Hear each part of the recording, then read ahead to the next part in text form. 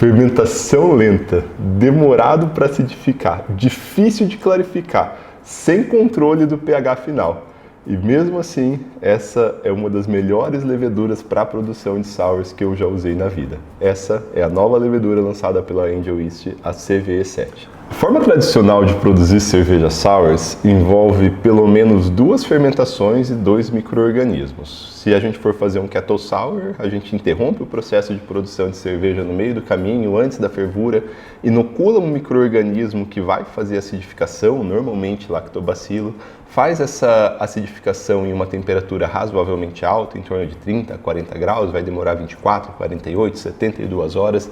Depois a gente volta, faz a fervura, continua o processo de produção de cerveja normal, mata o micro-organismo, resfria, manda para o fermentador, coloca uma nova levedura, agora Saccharomyces, para fazer fermentação alcoólica, faz a fermentação alcoólica e aí a cerveja está pronta. É um processo demorado, chato de fazer e que certamente afasta muitas pessoas de produzir cervejas sours. Mas existem micro-organismos alternativos que são capazes de fazer tanto a fermentação láctica quanto a fermentação alcoólica ao mesmo tempo e nos permitem fazer cervejas sours sem alterar basicamente nada no processo de produção de cerveja convencional. Até pouco tempo atrás a gente tinha disponível no mercado apenas a Philly Sour da Lallemand. Agora a Angel Yeast lança essa nova levedura, CVE7, para cervejeiros caseiros e hoje eu vou testar aprofundadamente, detalhadamente essa levedura e dar meu parecer para vocês se vale a pena ou não utilizar ela. Vamos lá? Tanto a Philly Sour quanto a CVE7 são leveduras da espécie Lactantia thermotolerantes. E assim como na Saccharomyces cerevisiae a gente tem perfis diferentes para linhagens diferentes, por exemplo, a US05 e a WB06 se comportam de forma totalmente diferente, tem um perfil sensorial diferente. Dentro das diferentes linhagens de Lactantia a gente vai ter também comportamentos bastante diferentes e perfis sensoriais diferentes. A Lactantia thermotolerantes já é usada há algum tempo na produção de vinho como micro-organismo alternativo, porque além de produzir etanol e ácido lático em uma única fermentação, acidificando um pouquinho o vinho, ela tem um perfil de ésteres, um perfil de aroma muito agradável, remetendo a uma pegada bastante tropical e por aí vai diversos descritivos como abacaxi, maracujá, manga e, bom, o fabricante dá o descritivo sensorial que quiser. E além disso, ela produz bastante enzima liberadora de tiol. E isso é uma coisa nova na cerveja, mas no vinho já é explorada há muito tempo. Ela produz tanto a beta-glicosidase quanto a CSL, que é a carbono-sulfur-liase. 2 enzimas muito potentes para a liberação de tiol, que podem ser associadas à liberação de tiol de uva ou liberação de tiol do lúpulo de fruta que a gente eventualmente colocar. A CVE7 foi isolada de uvas viníferas pelo Departamento de Agricultura da China em parceria com a Angel Yeast e ela está muito acostumada a metabolizar o mosto de uva, o mosto composto basicamente por frutose, que é um açúcar simples. Mas essa espécie não tem problema nenhum em metabolizar açúcares mais complexos. Ela metaboliza bem maltose, maltotriose, que são os açúcares mais complexos que a Saccharomyces consegue metabolizar e ela consegue ir um pouco além, metabolizando açúcares com 4, 5 unidades de glicose. Mas não vai gerar uma atenuação muito maior porque esses açúcares estão em pouquíssima quantidade dentro do mosto de cerveja. É dito que essa levedura produz ácido lático quando ela metaboliza os açúcares mais simples, glicose e frutose. Mas eu não achei nenhuma evidência que desse suporte a isso. Esses açúcares eles são muito escassos dentro do mosto de cerveja e a gente vai discutir isso um pouco melhor ao longo dos meus testes. Por mais que eu pudesse utilizar uma série de técnicas especiais para fazer essa cerveja, como é a primeira vez que eu vou usar essa levedura, eu quero testar ela na condição mais básica possível. Então, vamos dar uma olhada aqui na receita dela. Eu optei por utilizar uma base muito simples. Só malte pilsen da Agrária, OG 1040, indo lá no limite mínimo do que é uma Catarina Sour. Uma lupulagem só para dizer que houve lupulagem, nem dá para dizer. Eu nem gosto muito de colocar muito lúpulo numa sour. Eu coloco só porque dizem que precisa, mas eu acho que nem precisa, na verdade. 100 ppm de cálcio para ver se ajuda a clarificar, embora não é o mesmo mecanismo que a Saccharomyces usa, então pode ser que o cálcio não tenha influência, mas como eu não conheço, eu vou colocar aqui também.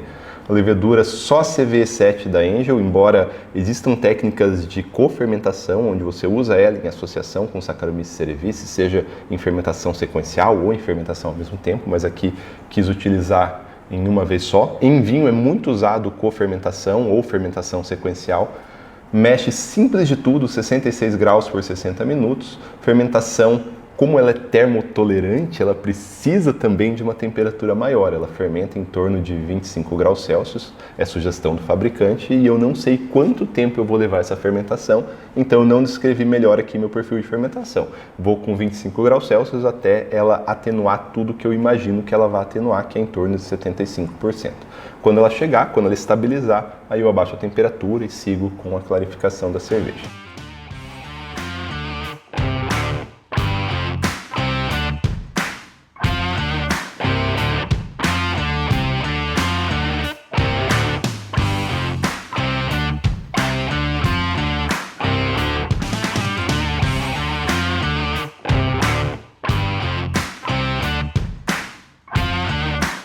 Estamos aqui com a cerveja final. Saúde a todos.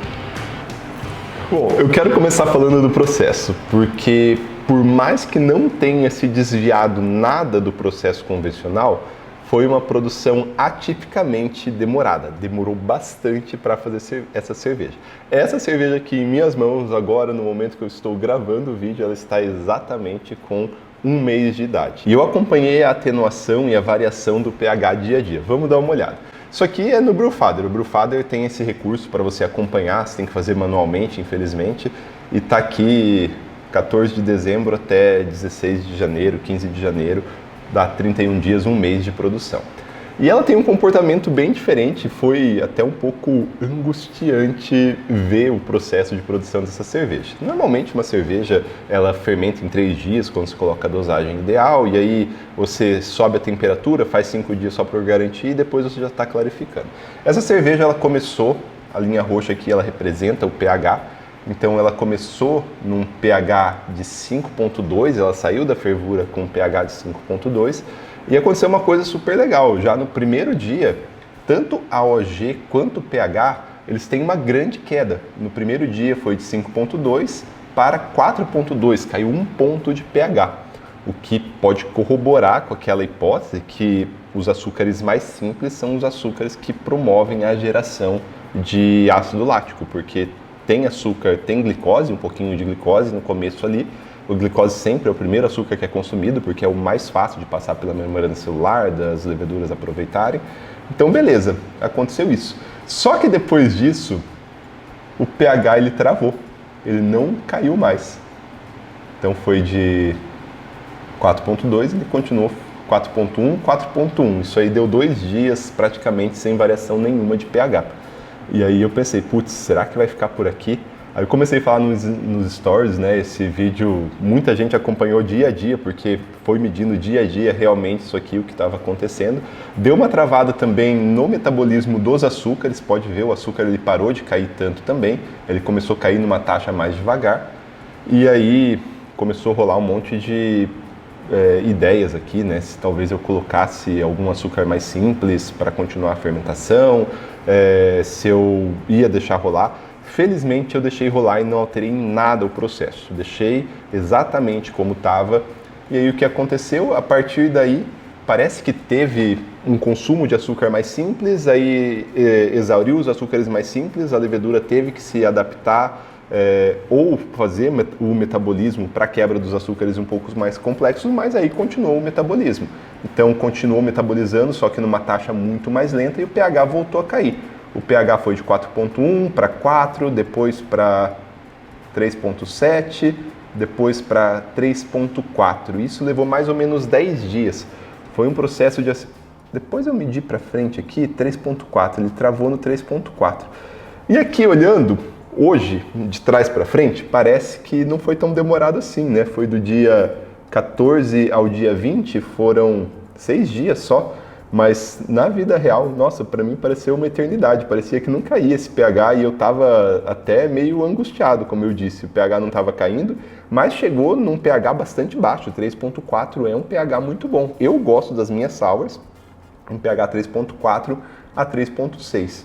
Então, por mais que eu achei que demorou muito, nem demorou muito, né, na verdade. Aí deu 24 de dezembro, eu não pude continuar fazendo a aferição dia a dia ou 2 vezes por dia, porque aí tive férias, né?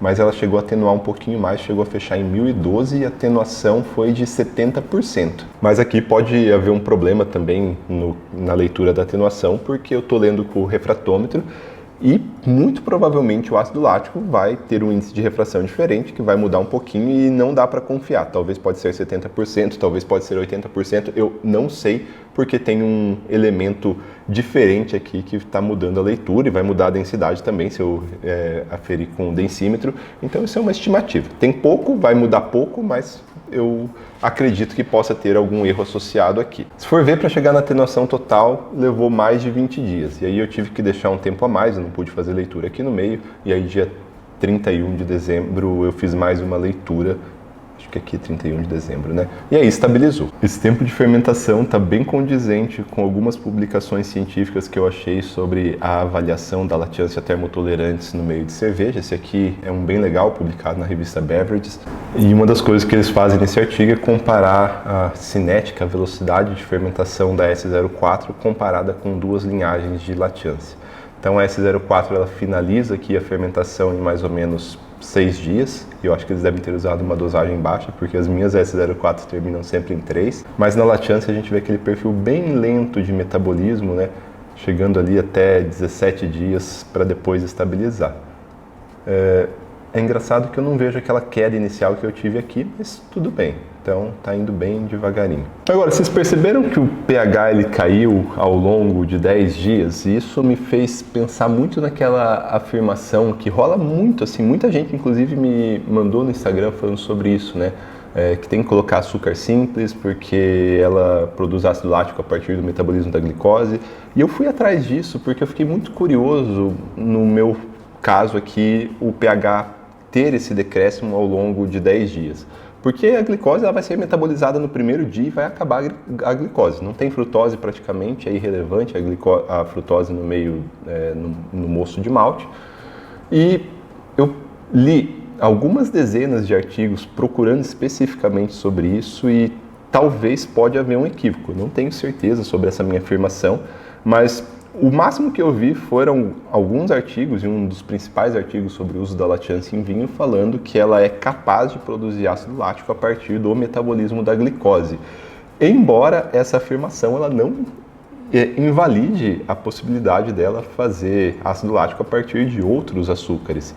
Por exemplo, se eu falasse que a Saccharomyces cerevisiae é capaz de metabolizar a glicose e produzir álcool, eu não estou invalidando o fato dela ser capaz de metabolizar a maltotriose, transformar a maltotriose em glicose e aí produzir álcool. Porque, como eu disse, eu não vi nenhum artigo falando sobre isso efetivamente, e isso poderia ter me levado a uma conclusão muito equivocada, porque se eu pegasse aqui no começo, né, tivesse essa queda, travou aqui, e eu tivesse adicionado um açúcar simples, me sugeriram adicionar sacarose, ia ter continuado a cair o pH e eu ia ter associado que eu ia ter um falso positivo, né? Aqui eu ia ter associado que essa queda foi exatamente em função da adição de sacarose. Mas se for ver, também não faz muito sentido, porque a sacarose ela não é um açúcar simples, ela é um disacarídeo, ela é composto por glicose mais frutose. Igual a maltose. A maltose também é um disacarídeo, composto por maltose mais maltose. Outra coisa que falaram ou sugeriram, era utilizar essa levedura em rampas menores, 62 graus Celsius, para fazer mais açúcar fermentável. Porém, mais uma vez, o açúcar fermentável produzido pela beta-amilase não é glicose, é maltose. Então, talvez não faça tanto sentido assim. Eu, com as evidências que eu tenho até agora, acredito que possa ser equivocada essa afirmação, mas eu também posso estar equivocado, posso estar tendo erros aqui de leitura, de tudo mais. Então, ciência não se faz com um único experimento, né? Ciência se faz com uma série de experimentos. Eu estou relatando aqui o que eu tive de resultados e as minhas observações. Eu acho que se a gente se juntar e compartilhar informações, a gente consegue ter um entendimento maior sobre o comportamento do micro-organismo. Bom, depois da fermentação, então, 15 dias mais ou menos levou. Abaixei a temperatura, dosei SC1 e comecei o processo de clarificação. E o processo de clarificação também foi um processo bastante demorado. Fiz a primeira etapa de clarificação dentro do fermentador, reduzi até 10 graus Celsius, deixei alguns dias, fiz a primeira purga, não saiu praticamente nada na primeira purga. Desci para o post-mix, para o barril, coloquei no kegerator, porque aí a clarificação ela é mais rápida, cessam os movimentos convectivos, mas mesmo assim depois de tanto tempo, a cerveja está bastante turva. Como eu disse, eu não sei se o cálcio, no caso desse micro-organismo, vai ajudar ou não, mas para mim, essa cerveja aqui ela não está finalizada, porque uma sour, para mim, ela tem que ser impecavelmente cristalina. Eu acho que a levedura, ela tem um impacto sensorial desagradável. E eu digo até que quando ela estava mais turva ainda, agora ela está com uma turbidez até bonita, essa turbidez que está aqui agora. Quando ela estava mais turva, feiona, eu tenho a impressão que ela dava uma grudada aqui na língua, parecia uma coisa mais tânica, talvez eu estava salivando por causa da acidez, eu não tenho certeza. Reduziu bastante, mas ainda tem um pouco. E eu suspeito muito fortemente que isso vai sumir quando ela clarificar totalmente. Então eu falei só de coisas ruins até agora, se for ver, né? Demorada, não clarificou e tudo mais. Mas vamos falar da parte boa, a parte sensorial. E como vocês podem ver, eu tô tomando essa cerveja aqui enquanto eu tô falando, porque na verdade, gente, eu gostei muito do resultado sensorial dela. Tanto a ponto de eu achar que vale a pena esperar esse tempo a mais e esperar, eu não sei quanto vai demorar para clarificar, mas eu achei sensorialmente muito agradável. Eu não consigo, tem muita drinkability. Você toma, vai fácil. Realmente ela tem um perfil de ésteres muito agradável, remete para mim, eu acho que principalmente um abacaxi, talvez, algo tropical em geral. Eu não gosto muito de falar muito específico assim, mas é bem agradável. O perfil lático é limpo, não tem nada acético, inclusive ela é usada para contornar a produção de ácido acético, então o perfil lático é bastante agradável. Eu achei quase que perfeito, sim, é uma opinião pessoal, eu gostei muito. Eu acho que talvez sensorialmente a coisa que menos agradou a mim foi essa sensação que dá aqui na língua, mas que está diminuindo, que diminuiu assim drasticamente, diminuiu 80%, 90%. Mas no mais, gente, sério mesmo, eu gostei muito, eu fico muito curioso de testar essa levedura agora com frutas, com goiaba, com maracujá, ainda mais sabendo o potencial de liberação de tiol dela e sabendo que boa parte do aroma da goiaba, do maracujá é tiol e tem muito tiol ligado em goiaba e maracujá. Então vamos lá para o parecer geral dessa minha primeira impressão do uso dessa levedura. Pontos positivos, primeiro você consegue fazer sem nenhuma modificação no processo, é só colocar ali no fermentador, vai funcionar e fica gostoso. Segundo ponto positivo, é sensorialmente muito agradável. É melhor do que eu acho que todos os lactobacilos que eu já utilizei, mas isso é uma opinião pessoal. Eu gostei bastante e aqui não tem nem fruta, e parece que tem fruta. Agora de pontos negativos, demorado para fermentar, demorado para clarificar. A gente não tem controle da acidez, porque chegou em 3.4, é 3.4, não é igual com lacto, que a gente poderia seguir com a fermentação lática, parar antes ou parar depois, a gente tem mais controle. Então aqui a gente vai estar limitado pelo pH da levedura e pelos artigos que eu li, esse pH ele é bastante variável e ele está muito associado com o perfil de proteína, de aminoácido que tem no meio, e a gente não tem tanto controle assim. Continuando com pontos negativos, é inegável que a gente pode ter um risco maior de contaminação utilizando essa levedura. Quando a gente faz um kettle sour, a gente mata os lactobacilos na panela de fervura, a gente não tem lactobacilo no tanque. Aqui não, aqui a gente tem lactobacilo, a gente tem lactância no tanque. E a lactância ela pode contaminar outras cervejas que a gente fizer e acidificar outras cervejas. Por isso, para utilizar essa levedura, a gente tem que ter uma sanitização bastante adequada.